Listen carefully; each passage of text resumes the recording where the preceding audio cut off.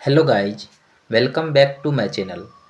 तृतीयक और चतुर्थ क्रियाकलाप थ्योरी पढ़ने के बाद अब हम उनसे संबंधित महत्वपूर्ण प्रश्न उत्तर को हल करेंगे। तो चलिए स्टार्ट करते हैं।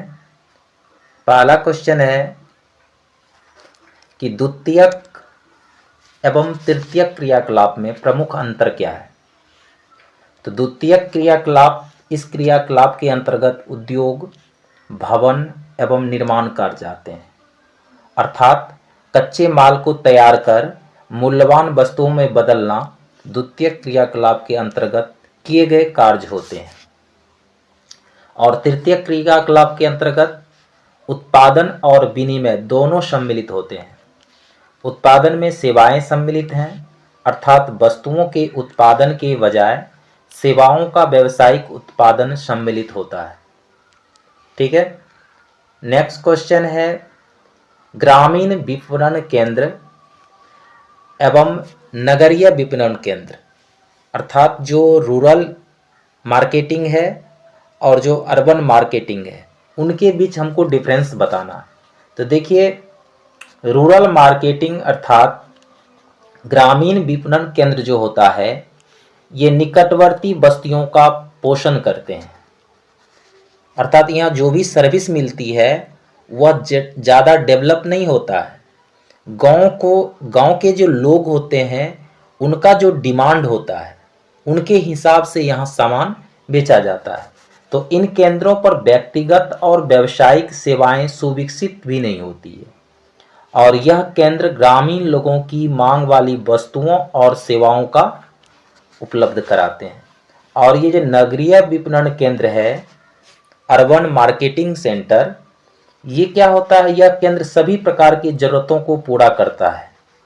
अर्थात यहाँ ज़्यादा ब्रांड के सामान दिखेंगे, इसके अलावा और सर्विस यहाँ पर मिलती है। जैसे देखिए आगे, यहाँ पर जो है यह सभी प्रकार के नगरीय जो केंद्र है यहाँ पर विनिर्मित वस्तुएं भी प्रदान करते हैं और अर्थात ज़्यादा ब्रांड सामान यहाँ पर दिखेंगे। इसके अलावा यहाँ और सर्विस देखने को मिलता है, जैसे अध्यापक, वकील, परामर्शदाता एवं चिकित्सा की सेवाएं भी यहाँ पर आसानी से मिल जाती है। ठीक है। अब एक क्वेश्चन है फुटकर व्यापार सेवा, शॉर्ट में आता है ये क्वेश्चन, इसको स्पष्ट कीजिए। तो फुटकर व्यापार सेवा उसे कहते हैं जिसमें वस्तुएं सीधे उपभोक्ता को बेची जाती है और इस व्यापार में उपभोक्ता वस्तुओं को प्रत्यक्ष रूप में खरीदता है। अर्थात होलसेल से फुटकर व्यापारी खरीदता है, उपभोक्ताओं को प्रत्यक्ष रूप में थोड़े थोड़े मात्रा में वस्तु को बेचता है। अर्थात व्यापारी एवं थोक व्यापारी से माल क्रय करके थोड़ी थोड़ी मात्रा में उपभोक्ता को बेचता है। जैसे फेरी वाले, रेडी वाले, डाक वाले, ये सभी फुटकर व्यापार के अंतर्गत आते हैं। अब है चतुर्थ सेवाओं का वर्णन करें।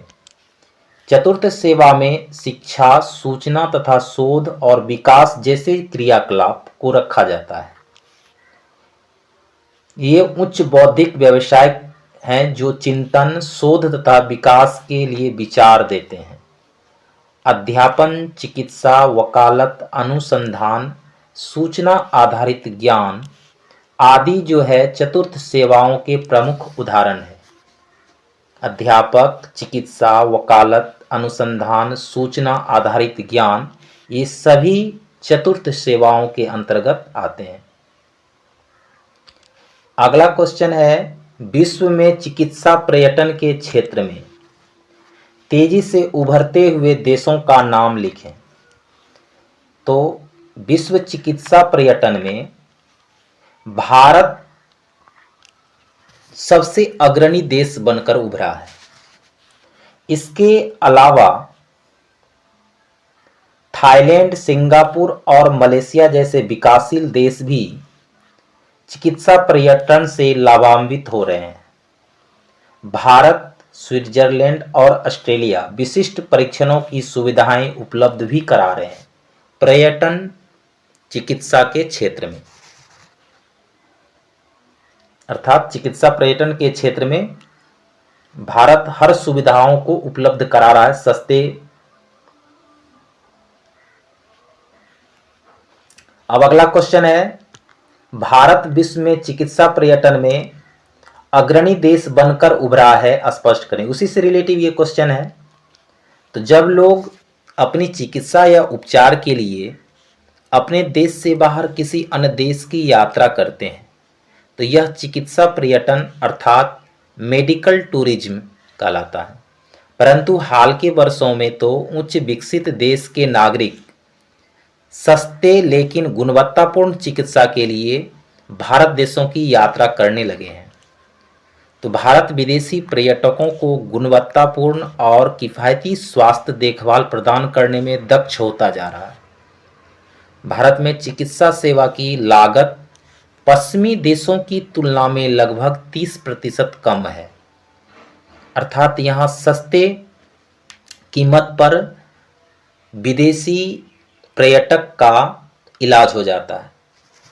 चिकित्सा के क्षेत्र में केरल देश में नंबर 1 पर है और दूसरे नंबर पर तमिलनाडु है और सबसे आखिरी में उत्तर प्रदेश और बिहार है। तो फलस्वरूप भारत विश्व में चिकित्सा पर्यटन में अग्रणी देश बनकर उभरा है। ठीक है, तो अब अगला क्वेश्चन क्या है, अंकीय विभाजक क्या है और किसी देश में अंकीय विभाजन किस प्रकार परिलक्षित होता है। तो अंकीय विभाजन अर्थात अंकीय विभाजक जिसको हम कहते हैं डिजिटल डिवाइड, सूचना और संचार प्रौद्योगिकी पर आधारित विकास से जो मिलने वाले अवसर होते हैं उनका वितरण असमान रूप से वितरित है। कैसे? तो विकसित देश इस दिशा में आगे तो बढ़ गए हैं जबकि विकासशील देश पीछे अर्थात पिछड़ गए हैं। इसी को अंकीय विभाजन कहते हैं। देश के भीतर भी अंकीय विभाजन देखने को मिलता है। जैसे उदाहरण के लिए भारत और रूस के अलग अलग भागों में इस प्रौद्योगिकी के विकास में काफ़ी अंतर पाया जाता है।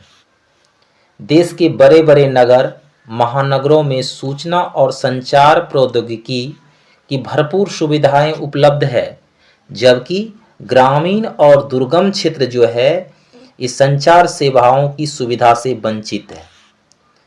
तो इस प्रकार क्वेश्चन क्या था कि अंकीय विभाजक क्या है और किसी देश में अंकीय विभाजन किस प्रकार परिलक्षित होता है।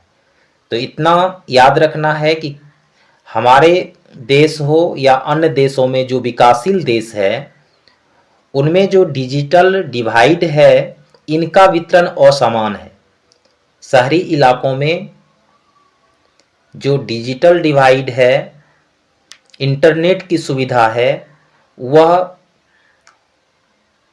जितना अच्छा से मिल चुका है उतना अच्छा देहात में अर्थात ग्रामीण क्षेत्रों में नहीं मिल पाया है। तो इस प्रकार देश में भी अंकीय विभाजन हमें देखने को मिलता है। अब अगला प्रश्न है, पर्यटक सेवा से क्या अभिप्राय है। पर्यटन को प्रभावित तथा आकर्षित करने वाले प्रमुख कारकों का वर्णन करें। तो सबसे पहले यह जानते हैं पर्यटक सेवा से क्या अभिप्राय है। तो पर्यटन विश्व के प्रमुख तीर्थीय क्रियाकलापों में अग्रणी स्थान रखता है। इसके अंतर्गत पर्यटकों के आवास, भोजन, परिवहन, मनोरंजन तथा खरीदारी जैसी सेवाएं उपलब्ध कराने के लिए स्थानीय व्यक्तियों को नियुक्त किया जाता है जिससे क्या होता है बड़ी संख्या में रोजगार का सृजन होता है। पर्यटन में जो लोग अपने निवास स्थानों एवं कार्यस्थलों से अस्थायी तौर पर थोड़े समय के लिए अन्य स्थान पर जाकर मनोरंजन करते हैं। और पर्यटन को प्रभावित करने वाले कारक कौन है?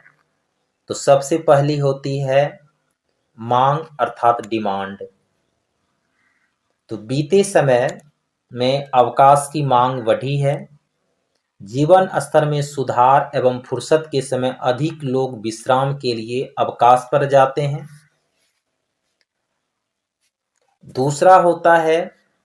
दूसरा है परिवहन। तो परिवहन सुविधाओं में सुधार के कारण पर्यटन क्षेत्र का अधिक विकास हुआ है। जैसे वायु यात्रा द्वारा कुछ ही घंटों में अपने घरों से विश्व में कहीं भी हम जा सकते हैं।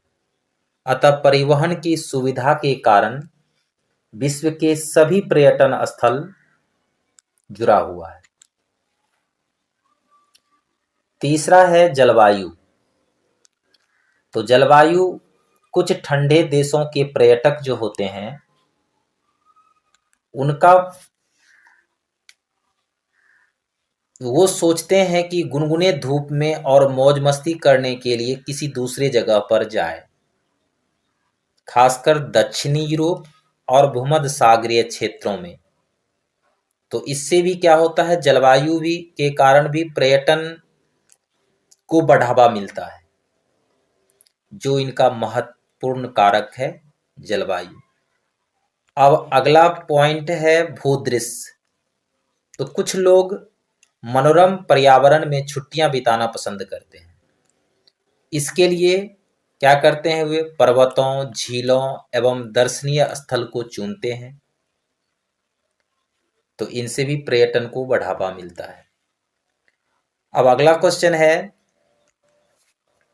कि आधुनिक आर्थिक विकास में सेवा सेक्टर की सार्थकता और वृद्धि की चर्चा कीजिए। तो आधुनिक आर्थिक विकास में सेवा सेक्टर की सार्थकता निम्नलिखित है। पहला है, सेवा क्षेत्र में सामग्रियों की थोक तथा फुटकर बिक्री तथा परिवहन के साधन शामिल हैं जो उत्पादक तथा उपभोक्ताओं को जोड़ते हैं। और तीसरा पॉइंट है कि कच्चे माल को कारखानों तक तथा कारखानों में निर्मित उत्पाद को उपभोक्ताओं तक पहुंचाने में सहायता प्रदान करते हैं। स्वास्थ्य और कल्याण शिक्षा, अवकाश, मनोरंजन तथा वाणिज्यिक सेवाएं भी आर्थिक एवं सामाजिक विकास में योगदान करती है। और चौथा पॉइंट, विकसित देशों में सेवा क्षेत्र में रोजगार के अवसरों में तेजी से वृद्धि हुई है। विकासशील देशों में भी सेवा क्षेत्रों में वृद्धि हो रही है। तो सेवा क्षेत्र विकास की जो प्रक्रिया है वह अंतिम अवस्था है और आधुनिक आर्थिक विकास में तृतीयक एवं चतुर्थ क्षेत्र महत्वपूर्ण हो जाते हैं। तो आज के वीडियो में बस इतना ही। आगे वाले वीडियो में हम पढ़ेंगे इस चैप्टर से संबंधित ऑब्जेक्टिव। तो मुझे उम्मीद है ये वीडियो अच्छी लगी होगी। ऐसे और वीडियो के लिए चैनल को सब्सक्राइब जरूर कीजिए। धन्यवाद।